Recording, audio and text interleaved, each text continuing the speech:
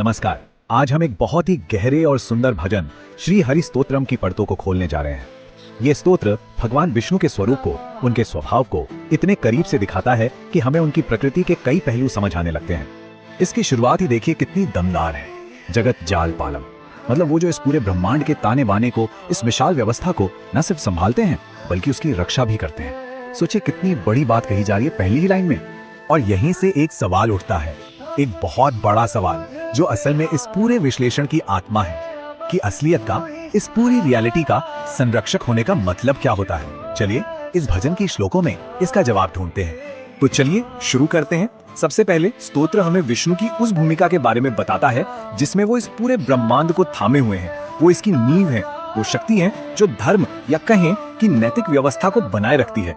देखिए, यहाँ विष्णु सिर्फ एक प्रोटेक्टर नहीं है, वो एक तरह से सपोर्ट सिस्टम है जो इस ब्रह्मांड का सारा दुख हर लेते हैं।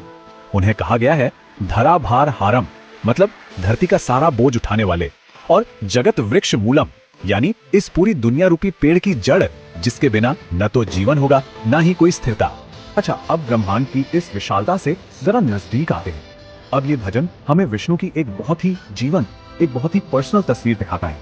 जरा कल्पना कीजिए इस वर्णन की। नभ नील कायम, उनका शरीर आकाश की तरह गहरे नीले रंग का है, और शरद चंद्र बालम, उनका चेहरा शरद ऋतु के शांत चमकीले चांद जैसा है। कितना काव्यात्मक है ना। तो अब देखिए, ये सारी डिटेल्स मिलकर एक ऐसी तस्वीर बनाती हैं जो बहुत भव्य तो है लेकिन साथ ही अपनेपन का एहसास भी कराती है। वो लसत पीत वस्त्रम, यानी चमकते हुए पीले कपड़े पहने हैं, गले में कचत कंठ मालम, यानी एक चमकदार माला है, और चेहरे पर एक सुंदर प्यारी सी मुस्कान है। हसत चारु वक्रम। तो इसका मतलब क्या हुआ? इसका मतलब ये है कि ये जो विजुअल डिस्क्रिप्शन है, इसका मकसद शांति और भक्ति की भावना जगाना है। एक ऐसे ईश्वर की छवि बनाना जो शक्तिशाली तो है पर साथ ही बेहद दयालु और सौम्य भी है। अब ये भजन हमें और गहराई में ले जाता है। अब हम उनके बाहरी भौतिक रूप से आगे बढ़कर उनकी असली सच्ची प्रकृति को समझने की कोशिश करेंगे। और यहीं पर एक बहुत ही गहरी दार्शनिक बात सामने आती है। उनका असली सार कोई तस्वीर या मूर्ति नहीं बल्कि एक अवस्था है। चिदानंद रूपम, मतलब वो जो खुद शुद्ध चेतना, चित और परम आनंद, आनंद का रूप है। ये वो अवस्था है जहाँ चेतना और आनंद एक ही है। यहाँ स्तोत्र एक कमाल का कंट्रास्ट दिखाता है। एक तरफ विष्णु का एक सुंदर देखने वाला रूप है जिसकी भक्त पूजा करते हैं, और दूसरी तरफ वो जरा जन्महीनम है, यानी वो समय, बुढ़ापे, जन्म मृत्यु, इन सब सांसारिक सीमाओं से बिल्कुल परे हैं। अब स्तोत्र का ध्यान विष्णु के सबसे जरूरी रिश्ते पर जाता है, और वो रिश्ता है उनके भक्तों के साथ, पूरी मानवता के साथ। इन तीन भूमिकाओं को समझना बहुत जरूरी है। वो स्वभक्तान कूलम है, मतलब अपने भक्तों के लिए हमेशा दयालु और मददगार।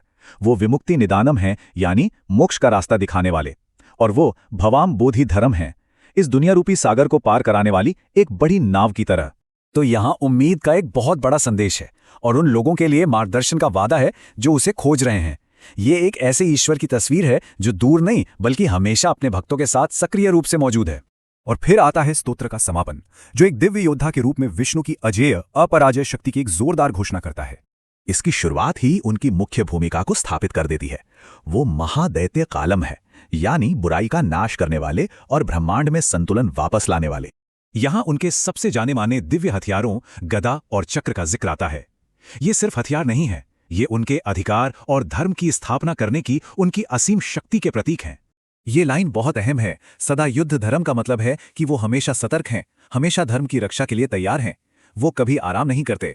और ये महावीर धर्म उन्हें एक ऐसे अद्वितीय नायक के रूप में स्थापित करता है जिसका कोई मुकाबला नहीं। वो इस ब्रह्मांड के अंतिम और सबसे महान रक्षक हैं। तो संक्षेप में कहें तो ये स्तोत्र खुद में ही एक पूरा रास्ता है। ये हमें एक एक कदम आगे बढ़ाकर गहरे अर्थों तक ले जाता है, जैसे एक ही भजन के अंदर एक पूरी आध्यात्मिक यात्रा छिपी हो। और आखिर में ये भजन हमें याद दिलाता है कि एक बहुत पुरानी परंपरा का हिस्सा है जहां परमात्मा से जुड़ने के लिए कविता और संगीत का सहारा लिया जाता रहा है। महान ऋषियों और मुनियों ने भी इसी तरह उनकी प्रशंसा में गीत गाए हैं। तो अंत में एक विचार छोड़ जाते हैं। अगर ये स्तोत्र भगवान का एक चित्र है, एक पोर्ट्रेट है, तो ये चित्र हमारी अपनी जिंदगी में अर्थ और सुरक्षा की खोज के बारे में हमें क्या सिखाता है? सोचने के लिए एक बहुत ही सुंदर प्रश्न है।